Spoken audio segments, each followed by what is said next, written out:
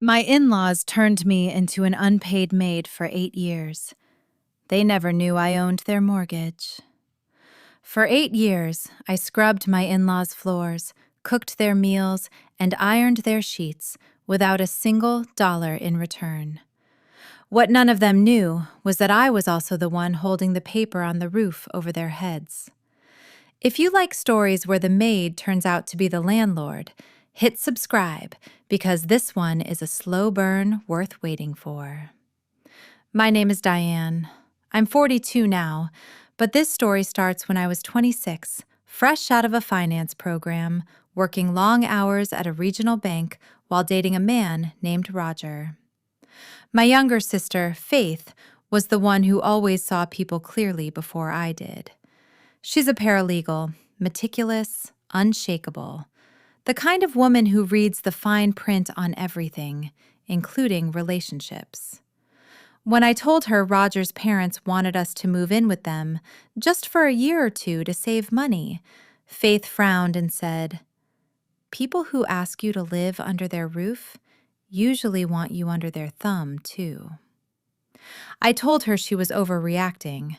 Roger's parents, Harold and Linda, seemed warm enough at first.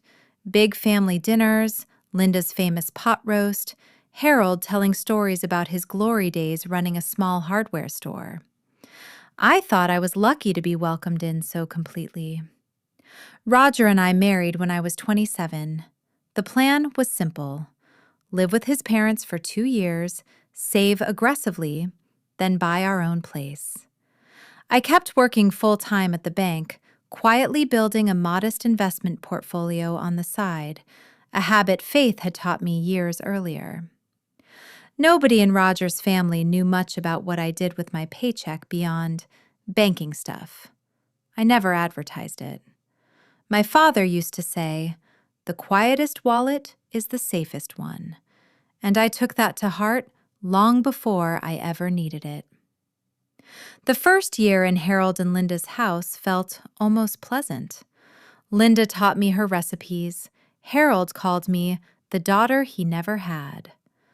But slowly, the division of labor in that house began to calcify around me. Linda started forgetting to help with dinner once I got home from work, letting me handle it every night while she watched television. Harold expected his shirts ironed a specific way, and if I didn't do it exactly right, he'd sigh loudly and redo it himself while muttering that I didn't understand how things worked in this house. Roger, for his part, started staying later at his job, coming home to a set table and clean laundry, never once asking if I needed help. By year 3, I wasn't just living there. I was running the household, cooking every meal, doing all the laundry, cleaning 4 bathrooms, managing the grocery budget, all while working full-time at the bank. When I gently suggested hiring a cleaning service, Linda laughed and said, "Why would we pay someone when we have you?" Roger didn't correct her. He just changed the subject. Faith noticed the toll it was taking before I did. She'd call and I'd sound exhausted at 9 p.m., still folding towels, still answering to Linda's requests like I was staff instead of family. "You're allowed to leave, Diane," she told me once. And I remember snapping at her, telling her she didn't understand family loyalty. I regret that conversation more than almost any other in my life. The first major incident happened during year 4 at a family dinner with Roger's extended relatives visiting. I'd spent 6 hours preparing a full holiday meal, and when I finally sat down to eat, Linda loudly announced to the table that I'd forgotten to make her sister's favorite side dish, even though she'd never mentioned it to me. She said it with a laugh, but the words landed like a public correction, like I'd failed some test everyone else already knew the rules to. I excused myself to the kitchen and cried quietly into a dish towel. Roger found me there and told me I was being too sensitive, that his mother didn't mean anything by it. That night, he apologized with a hug and a promise to talk to her. The calm lasted about 3 weeks before the comments started again, smaller, sharper, more frequent. Each incident that followed got the same treatment. Harold snapping at me for using his good pots. Linda telling neighbors I was such a help around the house, as if I were hired staff rather than a daughter-in-law with a full-time career of my own. Roger's apologies got shorter every time. A hug and a "you know how they are" by year 5, a distracted "sorry babe" by year 6, barely acknowledged by year 7. I had, without quite realizing it, become invisible labor in a house that used to feel like a home. Here's what nobody in that house knew. Around year 5, purely as a smart financial move separate from anything emotional, I'd used my banking background and my growing investment portfolio to purchase a portfolio of distressed mortgage notes through a private lending fund I'd joined with 2 former colleagues.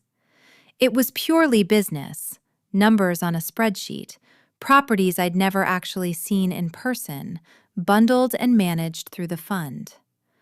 I didn't think much about it beyond quarterly statements, until one evening, cross-referencing property addresses for an unrelated audit at work, I froze at a familiar street name. Harold and Linda's mortgage.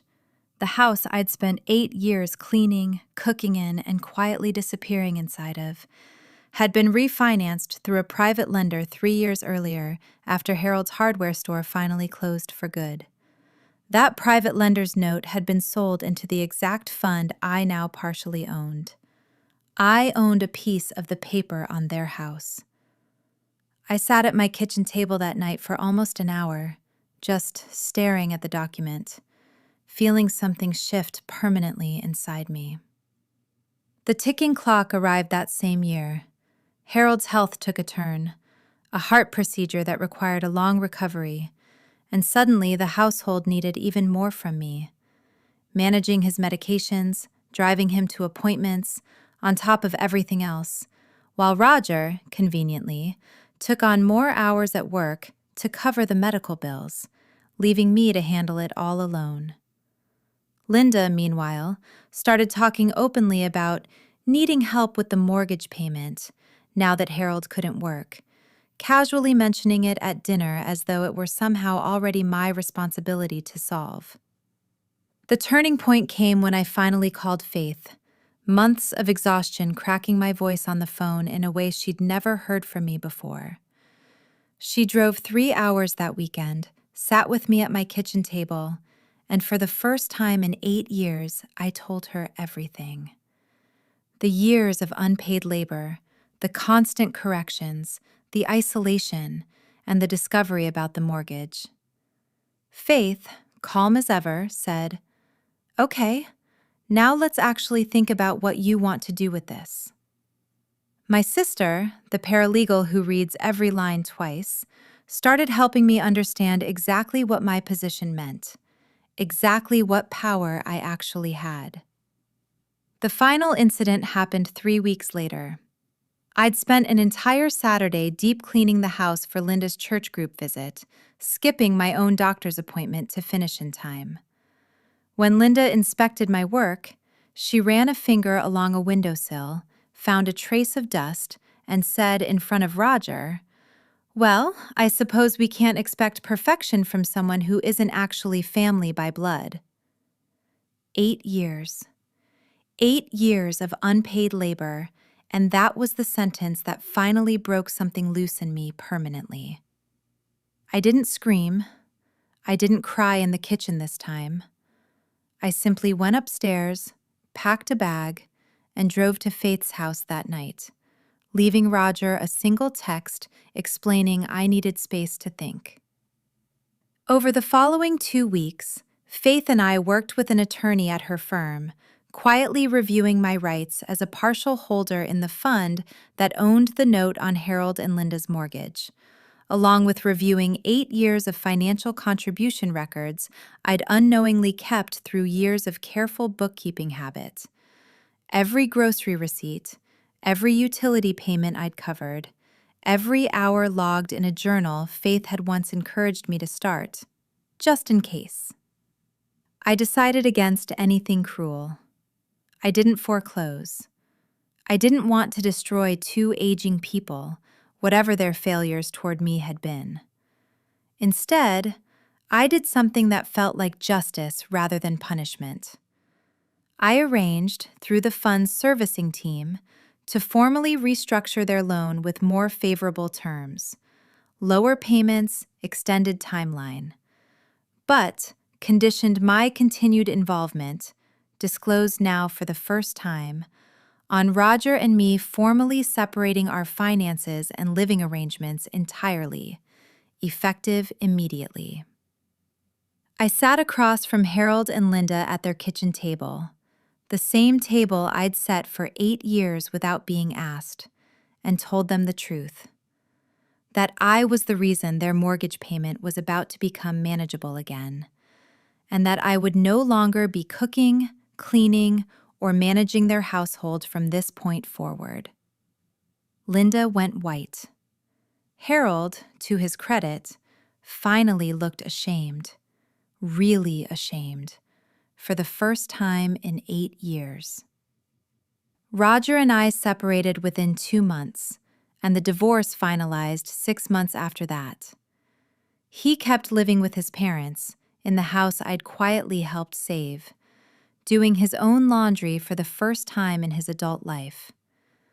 I moved into a small apartment near Faith, and for the first time in nearly a decade, my evenings belonged entirely to me. I still hold my position in that lending fund. I never told Harold and Linda the full extent of it, and I never will. Some knowledge doesn't need to be weaponized to still feel like power. I know what I built quietly, while everyone assumed I was just the help. And honestly, that's enough.